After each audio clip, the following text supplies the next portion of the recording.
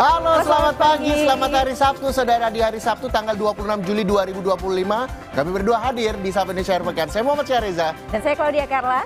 Dan hari ini Reza kita akan ngajak pemirsa nih Kompas TV untuk melihat kuliner apa aja nih nanti yang seru di Blok M. Kan kebetulan hari ini akhir pekan ya. Betul. Daripada bengong di rumah mendingan jalan-jalan Kalau kulineran. saya ke Blok M karena lagi banyak yang viral, ini juga bisa buat konten. Banyak banget makanan-makanan yang bisa jadi referensi Anda, apalagi yang hobi kuliner, mencicipi dari mulai makanan berat dan juga makanan ringan di sana.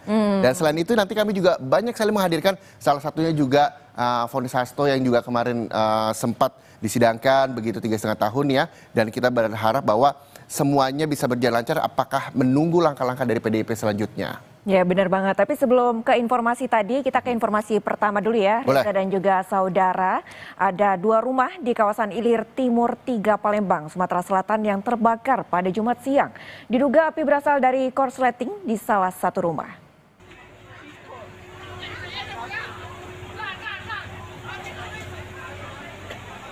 Kobaran api membakar 2 rumah di permukiman padat penduduk di kawasan 9 Ilir, Kecamatan Ilir Timur 3 Palembang. Teriknya cuaca membuat api dengan cepat membesar dan menghanguskan kedua rumah. Diduga api berasal dari korsleting di salah satu rumah yang dijadikan tempat usaha pelaminan. Api dapat dipadamkan setelah sejumlah unit mobil pemadam kebakaran dikerahkan ke lokasi, namun penyebab pasti kebakaran masih dalam penyelidikan polisi. Tidak ada korban dalam peristiwa ini.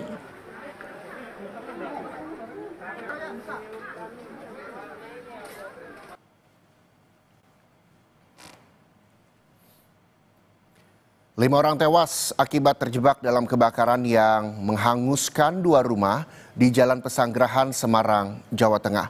5 korban tewas merupakan satu keluarga yang seorang diantaranya adalah ibu hamil.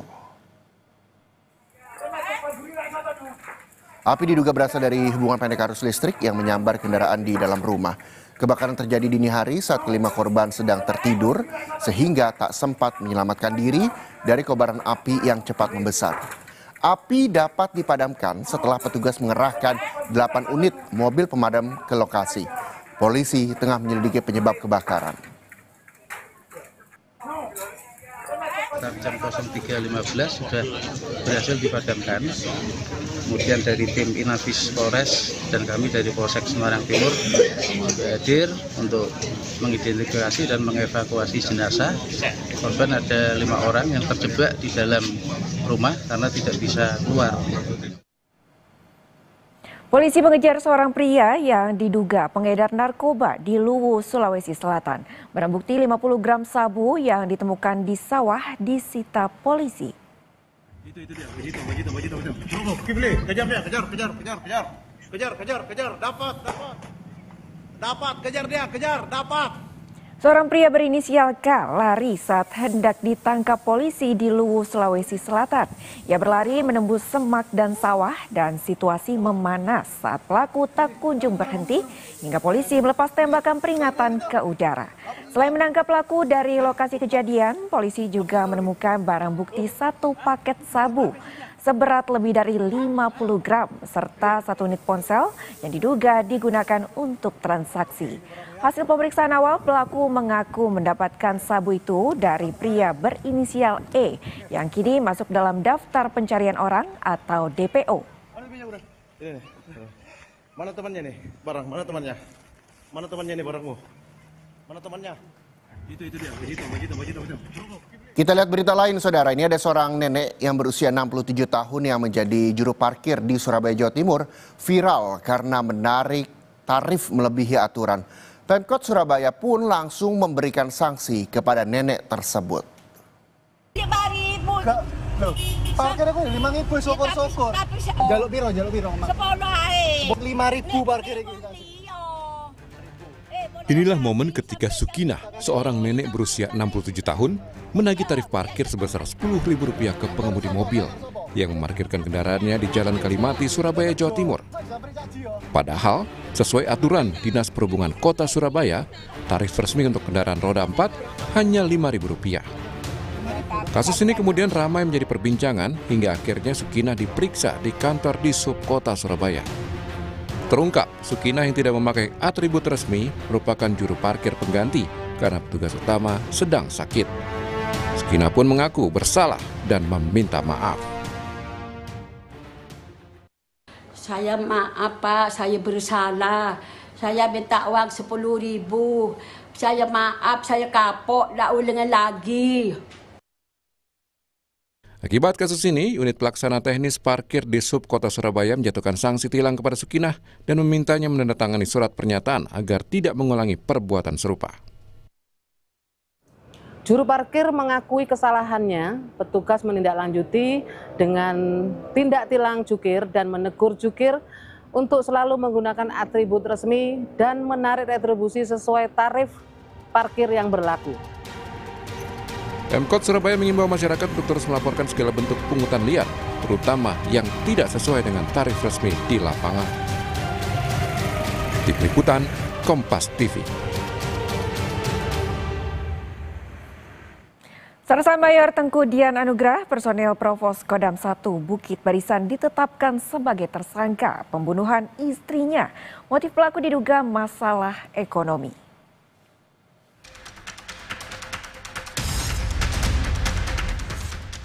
Sersan Mayor Tengku Dian Anugrah akhirnya ditetapkan jadi tersangka atas kasus pembunuhan istrinya di Kabupaten Deli Serdang, Sumatera Utara.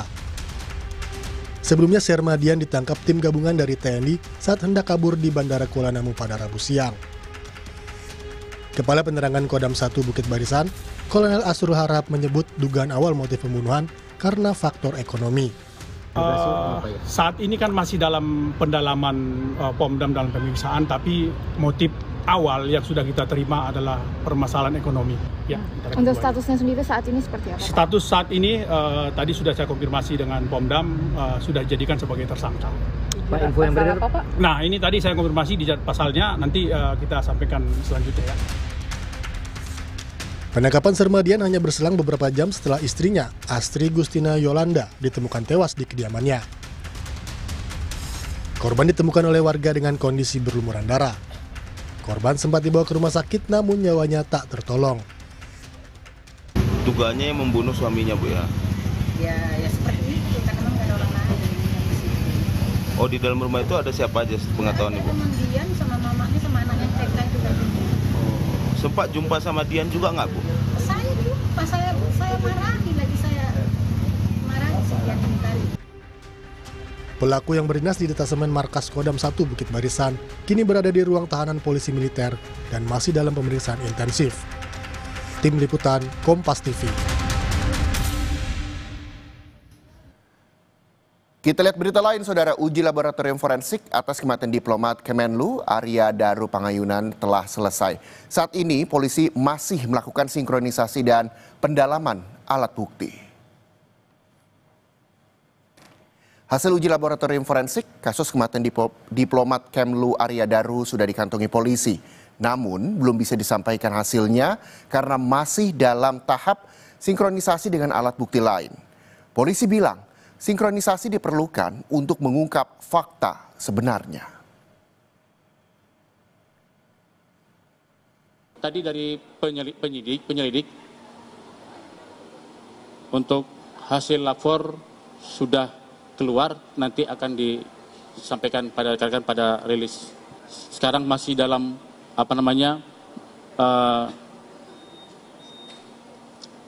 mensinkronisasi, kemudian mengumpulkan semua alat bukti, ya kan, untuk menemukan fakta sebenarnya bagaimana.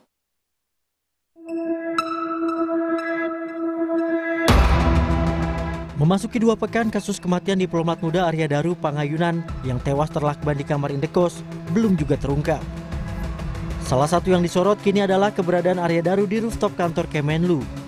Polisi menyebut saat di rooftop Kemenlu pada 7 Juli 2025 pukul 21.43 WIB, Arya Daru sempat membawa tas namun tas tersebut tak kembali dibawa saat meninggalkan rooftop. Satu hal lainnya yang kini jadi pertanyaan adalah misteri keberadaan telepon genggam Arya Daru. Kabid Humas Polda Metro Jaya Kombes Ade Ari bilang HP Arya belum ditemukan. Padahal keberadaan HP Arya Daru bisa mempermudah penyelidikan dengan penelusuran digital forensik. Belum. Tadi kami sampaikan kami tidak menemui hambatan dalam proses ini. Ya. Ketua Harian Kompolnas Arief Wicaksono menyampaikan temuan baru dari hasil penyelidikan polisi di TKP Indekos Arya Daru. Arief bilang HP Arya Daru off pada 7 Juli 2025 pukul 21 WIB. Hal itulah yang membuat istrinya cemas sehingga meminta penjaga kos mengecek kamar Arya Daru. Namun HP Arya Daru belum ditemukan hingga kini. Tahu-tahu telepon beliau itu jam 21.00 itu off karena tidak tahu sebabnya kenapa, dan penyidik juga ketika mendatangi TKP di kamar kosan, kalau nggak salah kamar 105 di Kondia, di kosan tersebut itu tidak menemukan ponsel. Polisi kini telah mendapatkan hasil lapor kasus kematian diplomat muda Arya Daru Pangayunan. Hasil pemeriksaan lapor ini bisa menguak misteri tewasnya sang diplomat muda. Tim Liputan Kompas TV. Informasi lainnya, Saudara, Camat Pagar Gunung bersama 20 kepala desa terjaring operasi tangkap tangan Kejati Lahat, Sumatera Selatan lantaran diduga menyalahgunakan dana desa untuk disetorkan ke oknum aparat penegak hukum. Camat dan 20 kepala desa di Kecamatan Pagar Gunung, Sumatera Selatan ini ditangkap pada Kamis malam saat mengikuti forum permintaan dana kegiatan sosial di kantor camat. Saat itu setiap kepala desa yang hadir diminta uang 7 juta rupiah yang diambil dari anggaran dana desa. Diduga uang ini akan disetorkan untuk seorang oknum penegak hukum. Dari penangkapan itu, tim kejaksaan menyita uang tunai sebesar 65 juta rupiah. Uang yang diberikan oleh para kepala desa terindikasi dari anggaran dana desa yang masuk dalam lingkup keuangan negara. Para penyidik kami masih mendalami dugaan aliran dana kepada oknum penegak hukum, serta akan menelusuri sudah berapa kali praktek seperti ini terjadi. Informasi lain, Saudara, Majelis Hakim Pengadilan Tindak Pidana Korupsi memvonis Sekjen PDI Perjuangan Hasto Kristianto pidana penjara 3 tahun 6 bulan dalam kasus suap perkara Harun Masiku. Hasto dinyatakan terbukti terlibat memberi suap Komisioner Komisi Pemilihan Umum periode 2017-2022 Wahyu Setiawan terkait pergantian antar waktu anggota DPR RI periode 2019-2024 untuk kader PDIP Harun Masiku. Majelis Hakim juga membebani Hasto dengan denda 250 juta rupiah. Vonis 3 tahun 6 bulan terhadap Hasto lebih ringan dari tuntutan jaksa sebelumnya, yakni 7 tahun penjara. Meski menyatakan Hasto terbukti melakukan suap, Majelis Hakim membebaskan Hasto dari dakwaan perintangan penyidikan.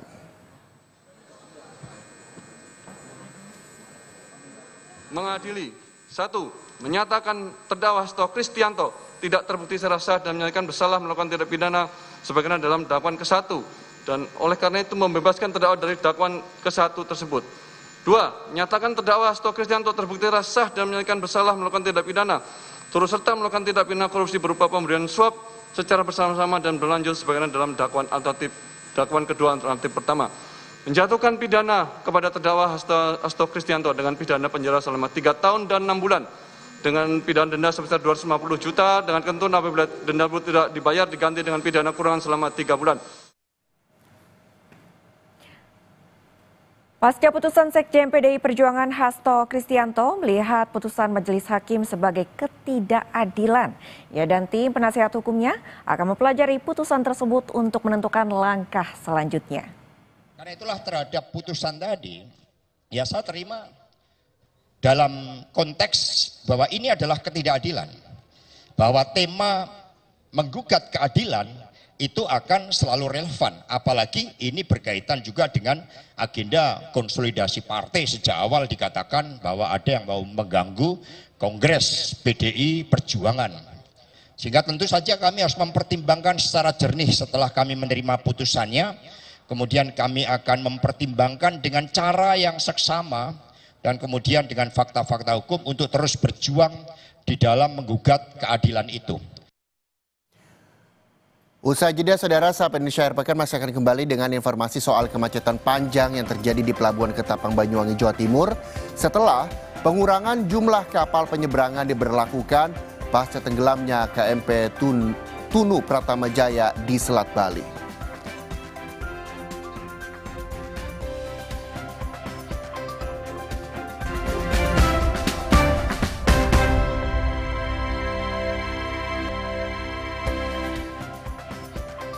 Gubernur Riau, Abdul Wahid menolak bantuan tim pemadam dari negara tetangga akibat kebakaran hutan dan lahan yang menimbulkan kabut asap di sejumlah wilayah di Riau.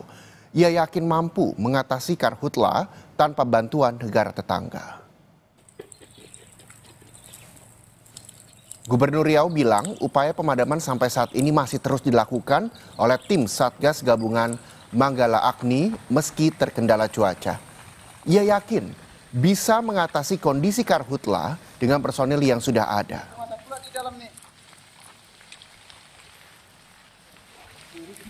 Itu saya berterima kasih semua stakeholder, kami mohon kolaborasinya yang membantu kami selagi di Indonesia. Ada kemarin yang menawarkan dari luar negeri sama saya tolak karena saya yakin bahwa pemerintah provinsi, pemerintah Republik Indonesia masih bisa menangani ini. Oleh karena itu niat baik dari teman-teman negara tetangga saya ucapkan terima kasih. Sementara itu BMKG mencatat total ada 156 titik panas di sejumlah wilayah di Provinsi Riau. Modifikasi cuaca dilakukan tim Satgas Gabungan untuk membantu mempercepat pemadaman api. Spot masih tinggi juga di Riau, sekitar 156 titik. Yang besar yaitu daerah Rokan Hilir dan Kabupaten Rokan Hulu. Rokan Hilir 68, Rokan Hulu 4. Ada pergerakan dari heli terbumbing dan OMC hujan buatan yang dilaksanakan oleh BNPB bersama BMKG yang bisa mengurangi titik api. Keinformasi lainnya saudara, kemacetan panjang terjadi di Pelabuhan Ketapang, Banyuwangi, Jawa Timur. Ini terjadi setelah jumlah kapal yang melayani penyeberangan dari Ketapang ke Gilimanuk dikurangi pasca tenggelamnya KMP Tunu Pratama Jaya di Selat Bali.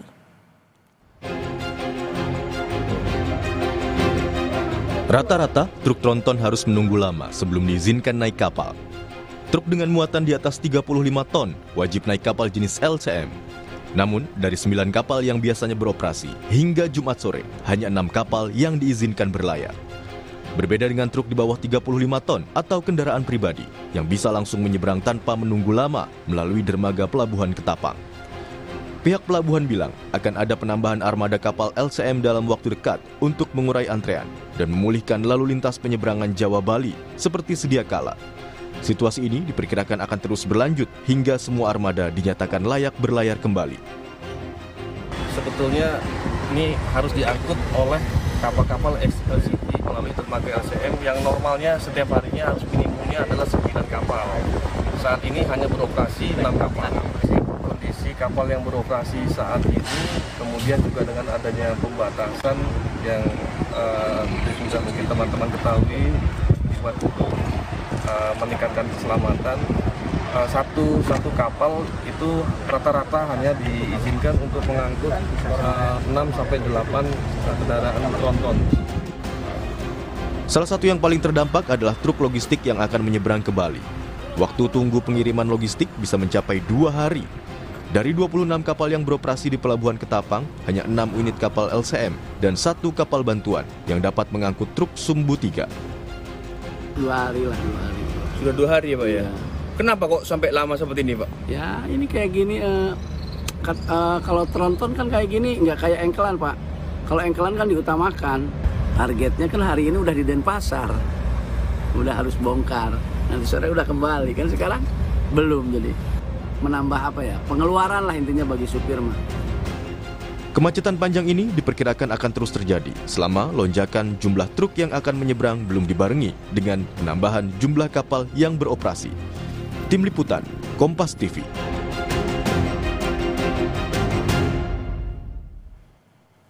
Untuk mengetahui situasi terkini di Pelabuhan Ketapang, Banyuwangi, Jawa Timur, kita sudah terhubung dengan jurnalis Kompas TV Dwi Rendra Farandika di Pelabuhan Ketapang, Banyuwangi. Selamat pagi Rendra, bagaimana situasi pagi ini di Pelabuhan Ketapang, Banyuwangi? Apakah masih terjadi antrean panjang kendaraan? Selamat pagi Karla dan pemirsa. Saat ini kondisi di Pelabuhan Ketapang terpantau cerah, namun sejumlah kendaraan mengantri, tepatnya truk sumbu 3 atau truk tronton yang harus mengantri hingga 3 hari. Dampak dari antrian tersebut yaitu truk tronton mengular hingga sejauh 10 km dari Pelabuhan Ketapang, sehingga mengakibatkan kemacetan. Meski adanya pencegatan truk tronton, mobil pribadi dan bus juga berdampak karena truk tronton harus mengantri di sisi jalan sehingga membuat kemacetan sampai 10 km dari Pelabuhan Ketapang. Dan sebelumnya biasanya secara normal ada 15 kapal LCM yang dikhususkan untuk mengangkut truk tronton atau truk bermuatan 35 ton. Namun pasca insiden KMP Tunung Pratama Jaya di awal bulan Juni, pihak KSOP melakukan sidak dan hasilnya ada 15 kapal yang tidak layak. Dan untuk saat ini terbaru ada 6 kapal LCM yang beroperasi. Meski begitu jumlah itu masih kurang dibandingkan hari biasanya, sehingga mengakibatkan antrian panjang seperti ini. Baik Rendra, untuk antrean panjang ini mengular sampai 10 km. Lalu bagaimana tanggapan dan harapan dari sopir truk terutama yang mengangkut bahan pokok dan kebutuhan penting lainnya, Rendra?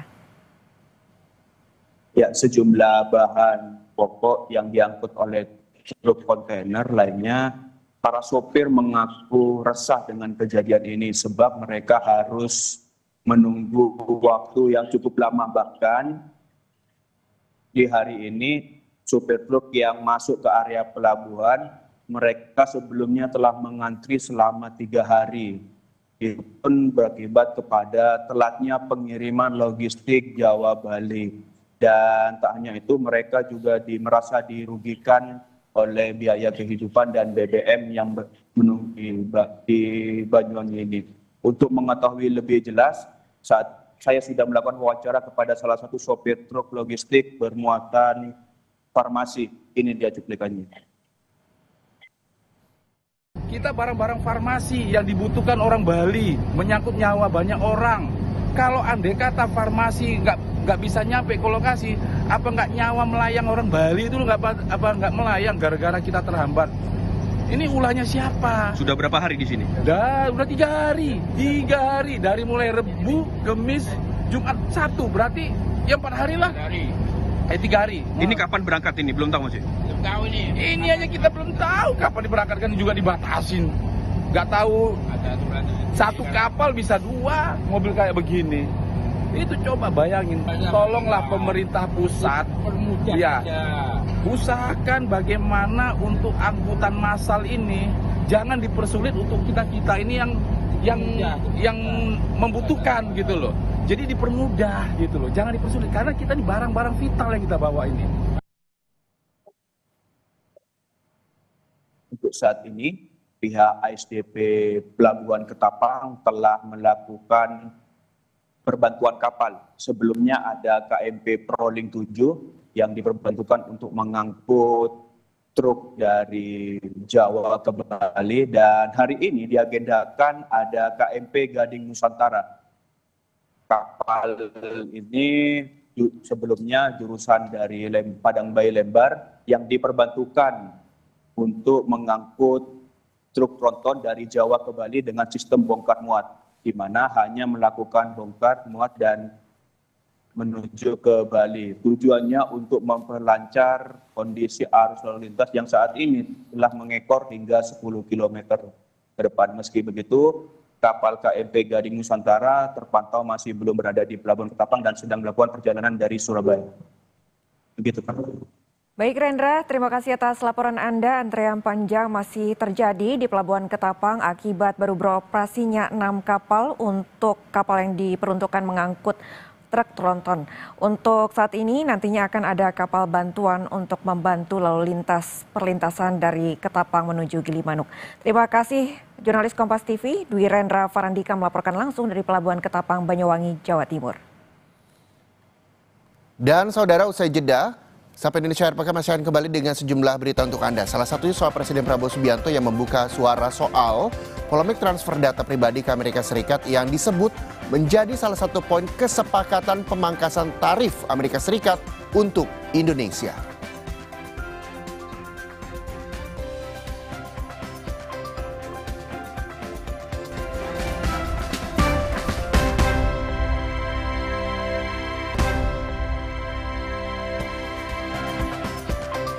Anda kembali menyaksikan Sapa Indonesia Akhir Pekan.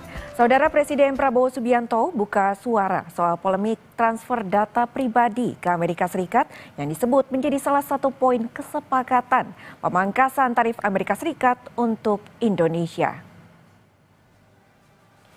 Prabowo hanya menjawab singkat bahwa soal transfer data pribadi warga Indonesia kepada Amerika Serikat masih dalam tahap negosiasi dan terus berjalan.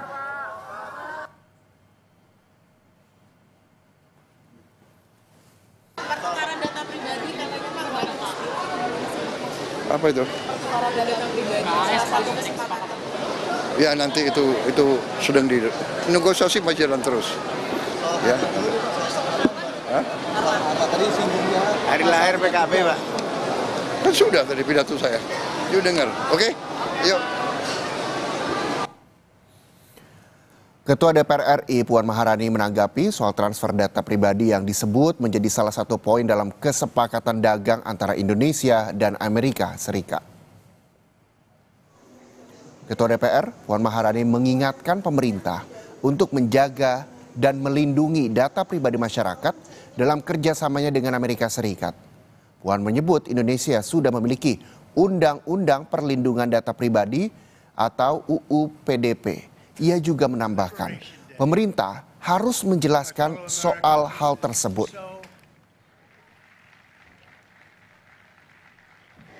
Terkait dengan data pribadi, tentu saja pemerintah harus bisa melindungi terkait dengan data pribadi yang ada bagi warga negara Indonesia, yang mana kita sudah mempunyai Undang-Undang Perlindungan Data Pribadi. Jadi pemerintah melalui kementeriannya harus bisa menjelaskan hal tersebut. Apakah memang data pribadi warga negara Indonesia itu sudah terlindungi dan sampai mana batasnya, dan bagaimana dengan Undang-Undang Perlindungan Data Pribadi kita, apakah memang itu benar-benar bisa melindungi data-data yang ada bagi warga negara Indonesia. Kita ke informasi lainnya, saudara. Seorang pengusaha perempuan di Gianyar, Bali sukses mengubah kekurangan menjadi peluang. Ia membangun usaha olahan kelapa yang menembus pasar ekspor.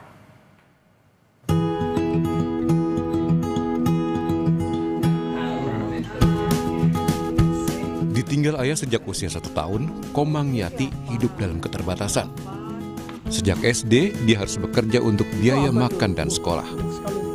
Kemudian di tahun 1998, dia memulai usaha olahan kelapa menjadi lilin, minyak spa, sabun mandi, hingga pengharum ruangan. Tak hanya itu, olahan kelapa yang dipadu dengan rempah lokal Bali dijadikan kosmetik alami. Saat ini ada lebih dari 100 produk telah dihasilkan. Untuk produksi, Komang Yati mempekerjakan puluhan ibu rumah tangga dan warga dari kampung halamannya di Desa Keramas, Batu, Gianyar, Bali. Kalau ngepet gini seharinya tuh dapat berapa, Bu? Ini kan barangnya lumayan banyak ini. Ya bisa mencapai ribuan, Pak. Per hari? Barang. Per hari? Iya. Sudah bekerja lama di lokasi ini? Sudah. Berapa tahun, Bu? 10 tahun. Produk Komang Yati kini dipasarkan di sejumlah negara Eropa dan Asia seperti Singapura. Sejumlah hotel dan spa di Bali juga mempergunakan produk olahannya. Karena kelapa itu banyak sekali di sekitar saya juga, terus didapatinya juga kelapa itu tidak ada musimnya. Dari itu saya pilih kelapa, dan untuk saat ini sudah ada beberapa jadi turunannya dari kelapa ini jadi dia zero waste, jadi dari kulitnya, isinya semua dipakai. Ya, produknya dalam bentuk apa, Bu? Misalnya? Kalau produknya itu, kalau sekarang itu batoknya ada untuk tempat lilin, terus ada tempat sabun. Kalau turunan dari PCO-nya itu, Pigeon Coconut Oil itu ada sabun, massage oil, body butter, solid parfum, ada lagi yang lain. Komang Yati membuktikan dari kelopak kelapa bisa tumbuh harapan dan kesejahteraan. Dia berharap ke depan bisa menghasilkan produk baru dan menyerap lebih banyak tenaga kerja, termasuk pemanfaatan hasil pertanian kelapa milik petani di wilayahnya. Nyoman Sudarmika, Kompas TV, Gianyar, Bali.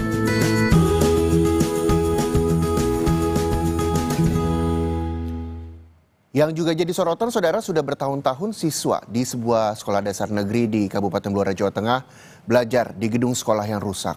Salah satu ruang kelas yang rusak bahkan menjadi sarang kelelawar dan mengganggu kegiatan belajar mengajar.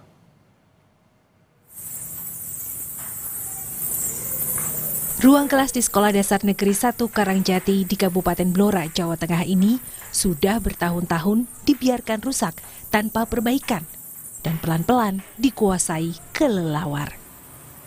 Plafon yang rusak membuat kelelawar bersarang bebas di langit-langit kelas. Suara kawanan kelelawar dan bau menyengat dari kotorannya membuat siswa sulit berkonsentrasi. Tidak jarang, siswa merasa pusing, mual, dan khawatir akan kebersihan lingkungan belajar mereka. Keberadaan kelelawar di sekolah membuat siswa tidak hanya kehilangan ruang belajar yang nyaman, tetapi juga terpapar risiko kesehatan. Salah satu ruang kelas lain di sekolah ini juga dalam kondisi memprihatinkan. Bagian atapnya rusak parah, dan agar tidak ambruk dan membahayakan siswa, sekolah menyangganya dengan bambu. Terganggu nggak dengan bau kotoran kelelawar? Terganggu, Mas. Ganggu pelajaran? Iya. Apa yang mengganggu, suara atau bau? Suara dan baunya. Kayak gitu ya. Baunya gimana? Nggak enak atau gimana? Nggak enak. Kebetulan saya masuk di sini ini baru bergabung di SD ini baru 2 tahun. Tapi ketika saya masuk ke sini itu kondisi sudah seperti ini, jadi sudah menjadi sarang kelelawar.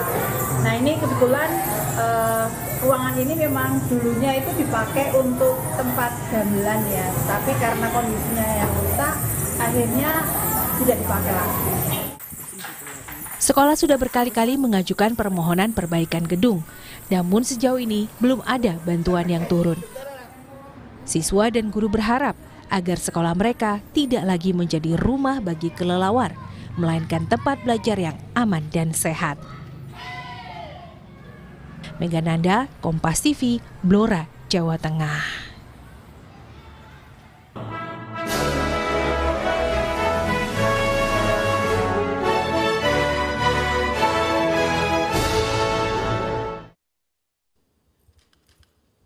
Atribut hakim yang dikenakan Ketua Pengadilan Tinggi Agama Banjarmasin, Izzuddin HM, ditanggalkan langsung oleh Wakil Ketua Mahkamah Agung Non-Yudisial Soeharto. Penanggalan atribut ini menjadi simbol berakhirnya masa tugas di lembaga peradilan. Jajaran pimpinan Mahkamah Agung, Hakim Agung, Hakim Tinggi, Forkopimda dan pejabat peradilan dari berbagai daerah hadir dalam acara yang berlangsung di Aula Pengadilan Tinggi Agama Banjarmasin. Mereka memberikan penghormatan terakhir secara formal kepada Izzuddin. Dalam sambutannya, Wakil Ketua Mahkamah Agung Non-Yudisial Soeharto mengatakan Purna Bakti menjadi momen penghargaan atas dedikasi dan integritas Izzuddin yang menjunjung tinggi nilai keadilan dan Islam. Pengabdiannya selama 40 tahun tanpa cacat menjadi warisan moral bagi hakim di lingkungan peradilan agama.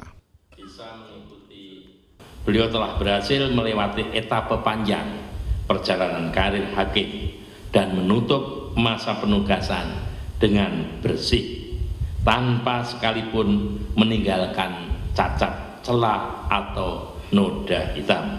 Untuk itu, pada kesempatan yang berbahagia ini, saya selaku pimpinan Mahkamah Agung dan juga selaku pribadi menyampaikan ucapan terima kasih dan penghargaan yang setinggi-tingginya. Pengadilan Tinggi Agama Banjarmasin yang dipimpin Izzuddin HM telah mengantarkan 10 dari 13 satuan kerja meraih predikat wilayah bebas korupsi. Rekam jejak yang mengukuhkan komitmen lembaga ini diharapkan Izzuddin terus ditingkatkan untuk menjadi yang terdepan dalam penegakan hukum yang bersih. Predikat wilayah bebas korupsinya sudah 10 satker dari 13 satker. Jadi tahun ini masuk juga penilaian 1 satker, dan menurut saya Pengadilan Tinggi Agama Indonesia yang terbanyak satker telah memperoleh PBK itu saya kira PTA Banjarmasin. Dan 1 PA sudah mendapat SMEP dari Badan Pengawasan Mahkamah Agung. Mudah-mudahan ke depan semakin, kalau bisa tahun depan 2 dapat PBK, maka 100% Pengadilan Agama Kalimantan Selatan memperoleh predikat PBK. Selepas prosesi, hakim dan undangan berfoto bersama dengan Izzuddin sebagai bentuk kebersamaan dan apresiasi. Izzuddin telah menjabat ketua pengadilan di sejumlah daerah sebanyak 4 kali dan mengakhiri pengabdiannya di Pengadilan Tinggi Agama Banjarmasin. Arpawi, Kompas TV, Banjarbaru, Kalimantan Selatan.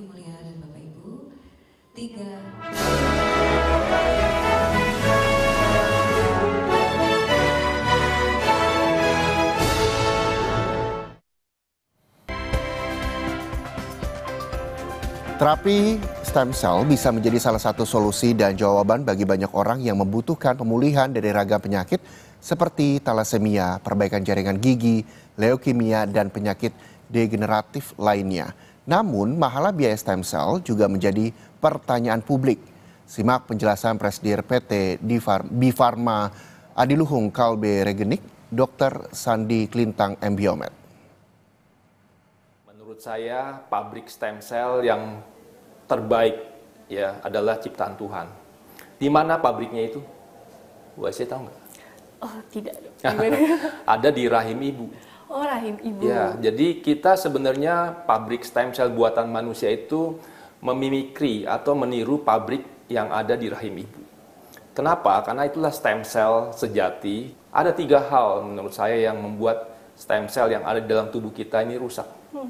Yang pertama, kurang olahraga. Ya, kebanyakan duduk, tidak berdiri atau berjalan.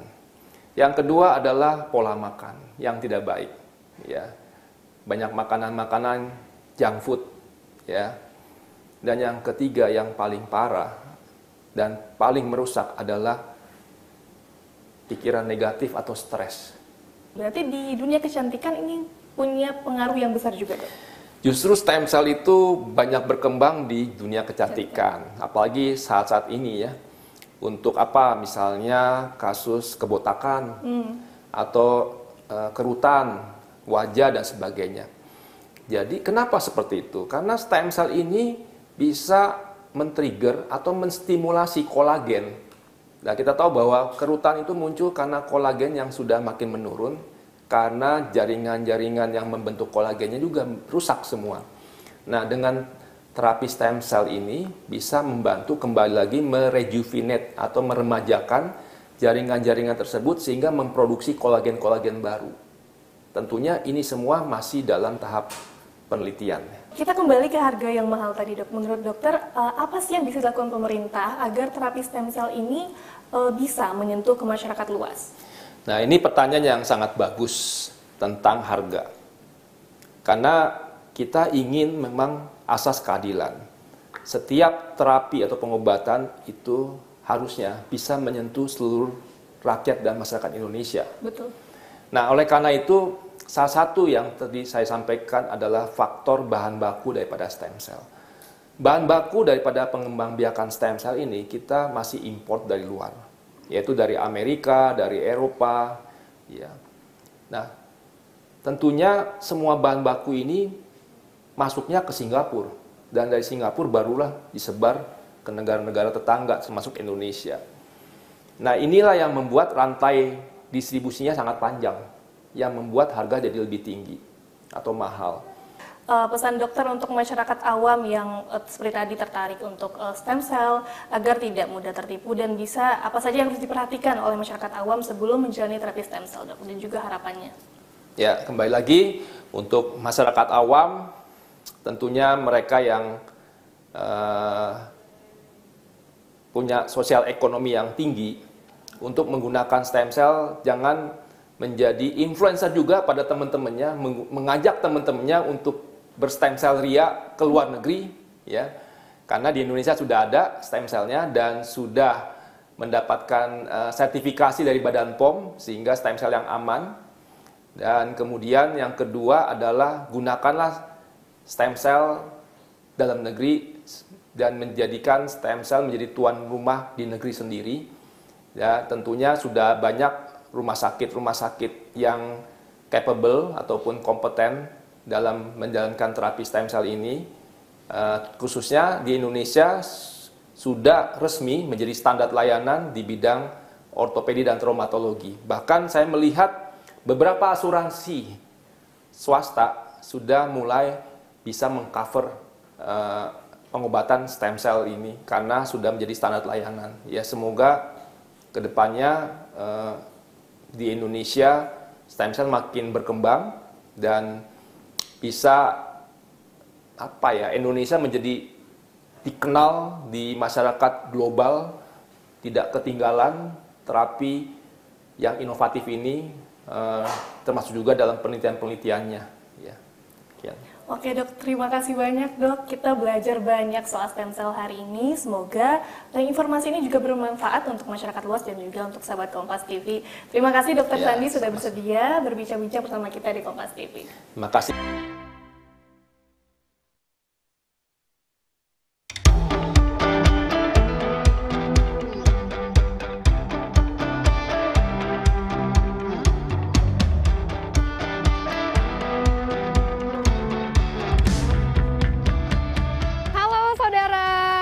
Saat ini ketemu lagi bersama saya Rahma Piliang dan kali ini saya mau mengeksplor di Blok M. Memang Blok M itu emang gak habis-habisnya ya buat memberikan kejutan baru.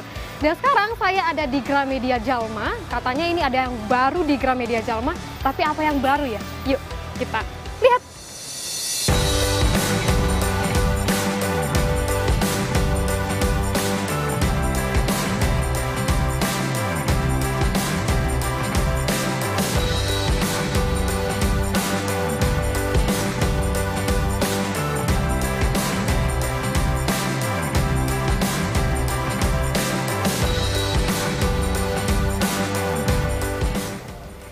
Pagi Mbak Adista, apa kabar? Baik. Oke.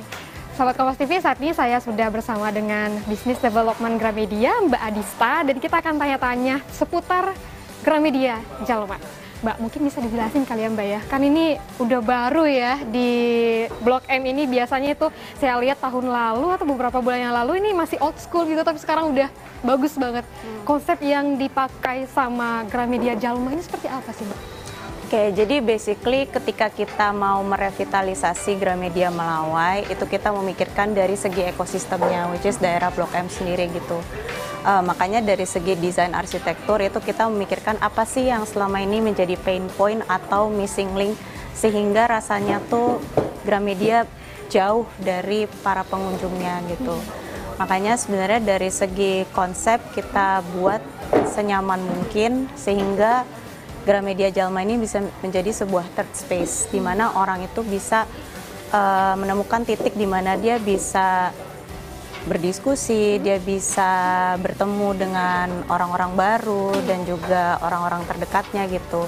Sehingga dari segi lighting, dari segi pemetaan ruang itu kami sangat memikirkan itu sih. Oke, fasilitas apa sih biasanya yang ada di Gramedia Jalma ini? Mungkin bisa sambil ditunjukkan kali ya? Oh iya, bisa. Jadi sebenarnya itu dia sih, kembali lagi dengan memikirkan pentingnya third space itu. Dari segi fasilitas itu kita menyediakan ruang-ruang agar orang-orang tuh nyaman untuk berkumpul gitu. Seperti ada beberapa titik-titik communal space, terus juga di communal space ini orang nggak cuman bisa ngobrol tapi juga bisa baca buku gitu.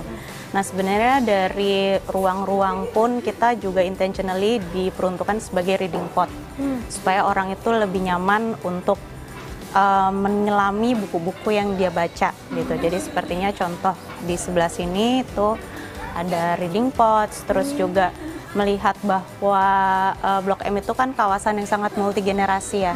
Jadi di sini pun kita menyediakan kids spot juga, di mana orang tua dan anaknya maupun anaknya sendiri bisa mengeksplorasi buku-buku dan kegiatan kreatif lainnya, seperti itu. Konsepnya tuh kayak library gitu, kayak perpustakaan gitu ya Mbak ya? Ya, bisa dibilang menjadi ruang di mana orang tuh bisa nyaman berlama-lama dan mau kembali lagi gitu. Makanya selain ini ada yang seru juga nih Mbak. Oh ya, apa? oh ya, ini tadi yang Office seperti reading aku bilang, ini adalah salah satu tempat reading pot gitu, dimana selain bisa orang-orang baca dan juga bisa ngobrol-ngobrol ya, atau pingin me time gitu, sebenarnya ruangan-ruangan intimate seperti ini juga bisa diperuntukkan untuk kalau misalkan ada yang mau ngadain program-program komunitas yang sifatnya lebih intimate ibaratnya gitu, seperti diskusi buku, book club, dan lain sebagainya.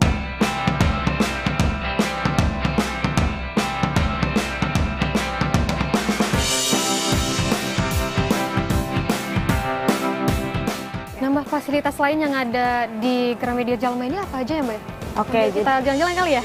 Jadi tadi selain reading pots itu juga ada kids area, di mana ini juga sebenarnya cara kita memperkenalkan buku kembali ke mungkin generasi yang selanjutnya gitu. Dibuat ya semenarik mungkin, seinteraktif mungkin, sehingga mereka jadi menumbuhkan habit membaca gitu. Nah sebenarnya di area depan pun itu kita ada yang namanya co-working area gitu. Sebenarnya di situ juga ada meja-meja ya, selain mungkin orang bisa baca buku, tapi juga selain itu mungkin dia membutuhkan space itu untuk bekerja gitu. Jadi makanya ada co-working space tadi gitu. Nah sebenarnya ketika di tengah-tengah itu ada satu area yang lantainya berbeda nih, dia pakai lantai kayu. Nah itu tuh namanya creative space, dimana kalau misalkan ada itu tadi program bersama komunitas, penerbit, atau pegiat kreatif lainnya itu bisa diadakan di situ gitu.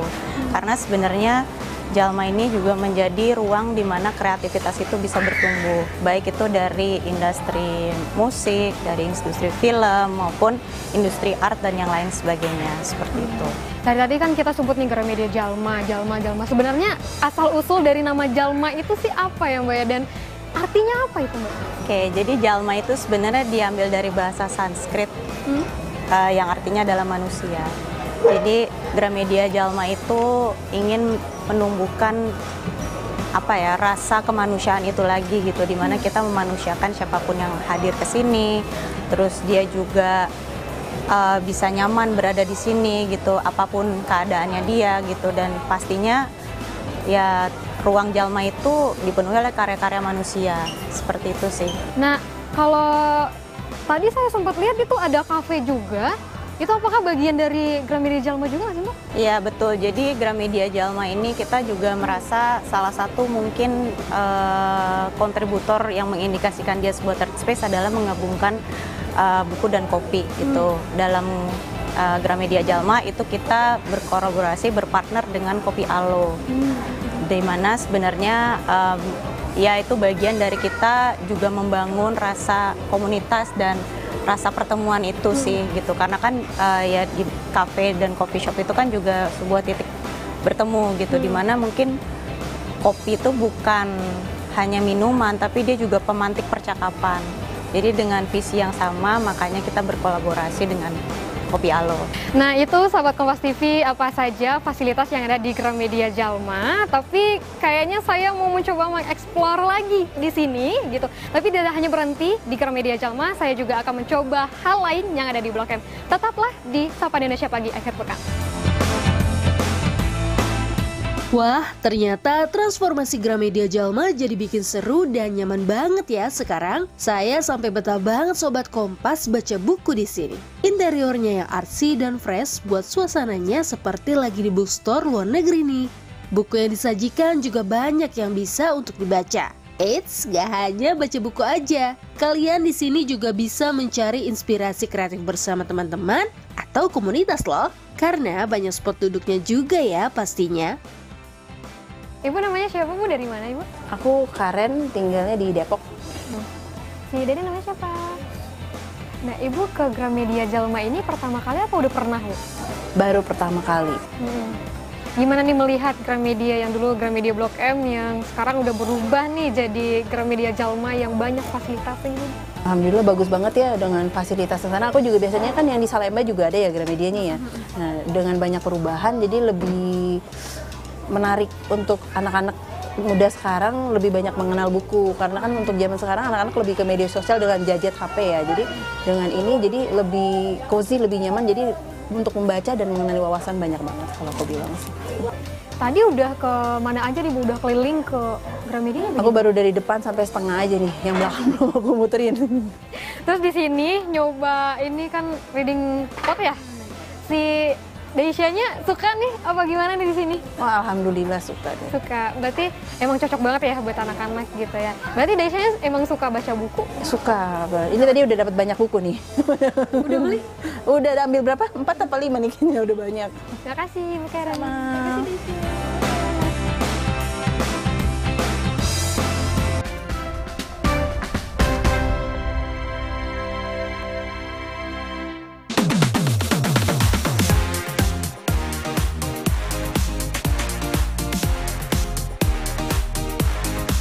Sahabat Kompas TV, beralih dari Gramedia Jalma, sekarang saya di Blok M Square ingin mencari kuliner. Yang kita ketahui ya ini terkenal dengan berbagai macam kuliner dari daerah-daerah di Nusantara maupun dari mancanegara. Tapi kalau dilihat di belakang, ramai banget. Kita cari di dalam yuk.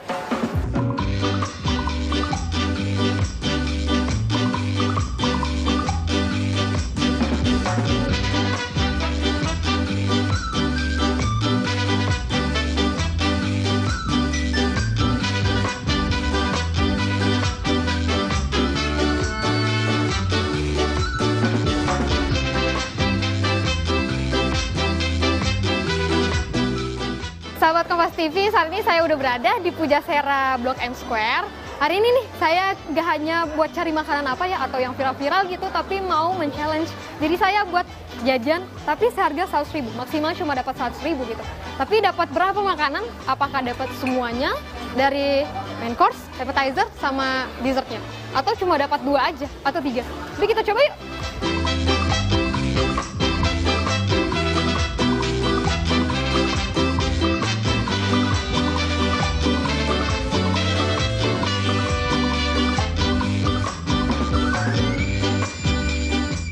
Nah, sahabat Kompas TV, kalau untuk main course-nya kayaknya saya mau mie ayam bakso deh. Tadi udah keliling-keliling dan saya kepincut mie ayam bakso. Saya mau pesan mie ayam bakso aja ya. Dari 100.000 ini berkurang berapa nih untuk mie ayam baksonya? Mas, saya mau mie ayam bakso pangsit 1 mangkok ya. Oke.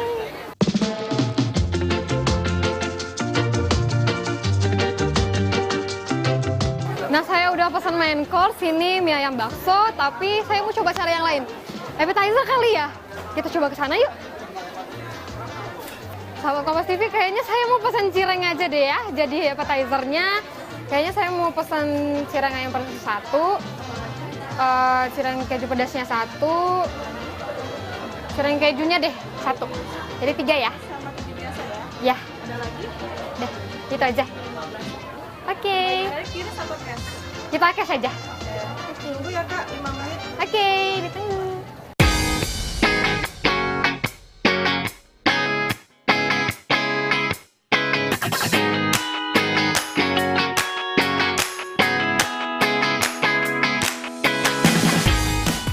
Terima kasih Mbak. Nah, ini appetizernya. Cireng udah ada. Tadi saya beli main course-nya mie ayam bakso, itu harganya 20.000. Ini saya beli 15.000. Jadi total ini udah 35.000. Masih banyak nih sisa uang saya dari 100.000. Kayaknya beli dessert enak kali ya. Kita cari buat dessertnya.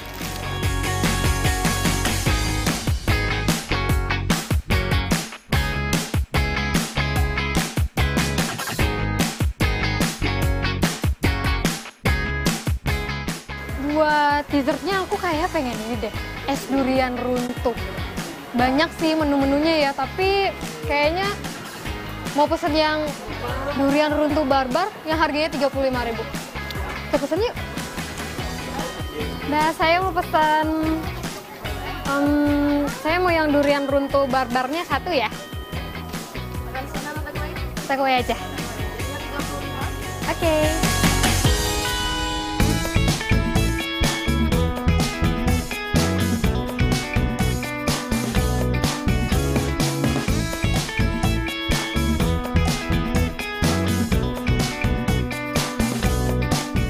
Makasih.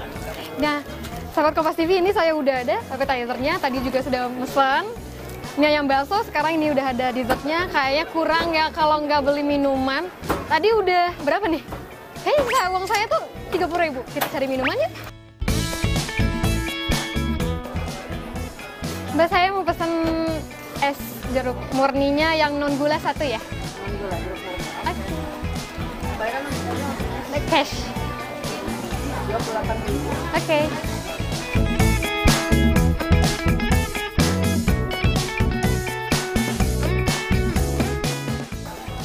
Terima kasih. Makasih. Nah, sahabat Kompas TV, saya udah beli dessertnya tadi, appetizer-nya udah, minumannya udah. Nanti main course-nya akan datang tempat saya duduk, dan sisa duit saya dari 100.000 nih, 2.000. Saatnya makan.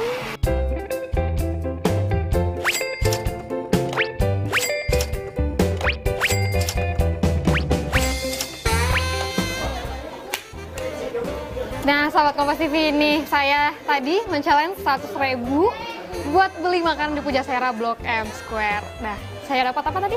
Cireng, mie ayam bakso, dan ada minumnya. Ini ada es jeruk, dan untuk dessertnya saya tadi pilih es durian. Nah, ini bisa menjadi salah satu referensi dari sahabat Kompas TV untuk berlibur di akhir pekan.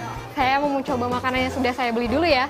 Dadah, sampai jumpa di Sapa Indonesia pagi akhir pekan berikutnya.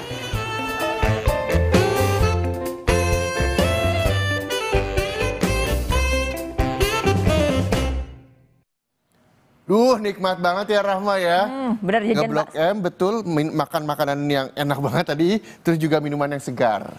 Jajan cireng juga ya, mau bakso, enak Betul, banget. itu dia ya. Nanti habis ini mau ke sana, Mas? Bisa jadi. Oke, tapi sebelum ke sana kita lanjutin baca berita lagi ya.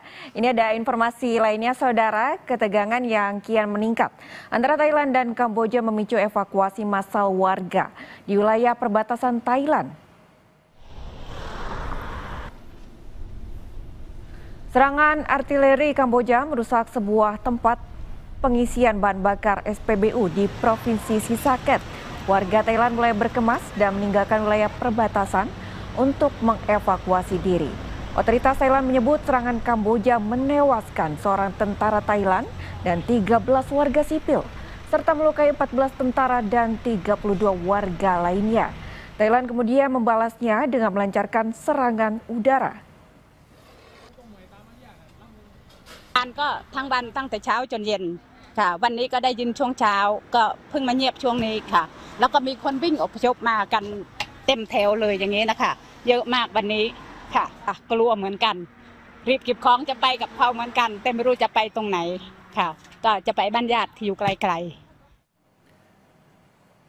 Pemerintah Thailand maupun Kamboja saling tuding atas konflik bersenjata yang berlangsung di perbatasan kedua negara. Pejabat Perdana Menteri Thailand menuduh Kamboja melakukan kejahatan perang dan melanggar hukum internasional dengan membunuh warga sipil. Sementara Kamboja menuding Thailand menggunakan bom curah yang juga melanggar hukum internasional. แต่เป็นที่น่าผิดหวังมากที่ฝ่ายกัมพูชาเลือกที่จะใช้กำลังทางทหารก่อนและยังเป็นการปฏิบัติที่ขัดต่อกรอบกฎหมายระหว่างประเทศและหลักมนุษยธรรมอย่างรุนแรงด้วยการโจมตีโรงพยาบาลและพื้นที่ชุมชนที่ประชาชนอาศัยอยู่ซึ่งเลยแนวชายแดนมากกว่า20กิโลเมตรส่งผลให้มีผู้เสียชีวิตเป็นพลเรือน13รายรวมไปถึงเด็กสตรีและคนชรารวมทั้งทรัพย์สินของพี่น้องประชาชนเสียหายอย่างใหญ่หลวงถือเป็นอาชญากรรมสงครามขั้นรุนแรงช่วงเวลานี้เป็นช่วงเวลาที่คนไทยทุกคนต้องรวมใจเป็นหนึ่งเดียวเพื่อส่งกำลังใจให้ทหารที่ปฏิบัติหน้าที่ทุกคนในการปกป้องอธิปไตยและประชาชนในพื้นที่ให้มีความปลอดภัยผมขอเน้นย้ำว่าเหตุการณ์นี้ไม่ใช่ความขัดแย้งในระดับประชาชนทั้งสองประเทศไม่ใช่การประกาศสงครามแต่เป็นการปะทะกันตามแนวชายแดนเพื่อปกป้องอธิปไตยและตอบโต้ผู้รุกราน បញ្ជាក់នៅព័ត៌មានពាក់ព័ន្ធជាមួយនឹងដំណើរការវិវត្តនៅថ្ងៃទី2នៃការវាយប្រហាររបស់ភាគីថៃមកលើកម្ពុជាដោយសាធារណជននិងអ្នកសារព័ត៌មានបានជ្រាបហើយចាប់តាំងពីថ្ងៃទី24វេលាម៉ោង8:46 នាទីនៃការចាប់ផ្ដើមវាយប្រហាររបស់ខាងភាគីថៃបាញ់មកលើខាងភាគីកម្ពុជាដោយកំរោលនិងប្រើសុទ្ធតែអាវុធធុនធ្ងន់និងក្នុងនោះក៏មានការទម្លាក់គ្រាប់បែកពីយន្តហោះ F-16 ផងដែររហូតមកដល់ថ្ងៃទី25វេលាម៉ោង3:20 នាទីថៃបានបើកការវាយប្រហារនៅតំបន់ភ្នំខ្មោចតាថាវនិងភ្នំ333នៅវេលាម៉ោង5:25 នាទីថៃប្រើគ្រាប់បែកចង្កោមវាយប្រហារមកលើតំបន់ភ្នំខ្មោចម៉ោង5:30 នាទីថៃចាប់ផ្ដើមវាយប្រហារនៅតំបន់ប្រាសាទតាមាន់និងប្រាសាទតាកបីនៅវេលាម៉ោង5:40 នាទីថៃចាប់ផ្ដើមវាយប្រហារនៅតំបន់មុំបី Saudara, informasi tadi menutup Sapa Indonesia Akhir Pekan hari ini dan kami akan kembali dengan informasi menarik lainnya esok hari. Saya Claudia Carla. Saya Muhammad Syahriza pamit undur diri. Terima kasih. Sampai jumpa dan selamat berakhir pekan.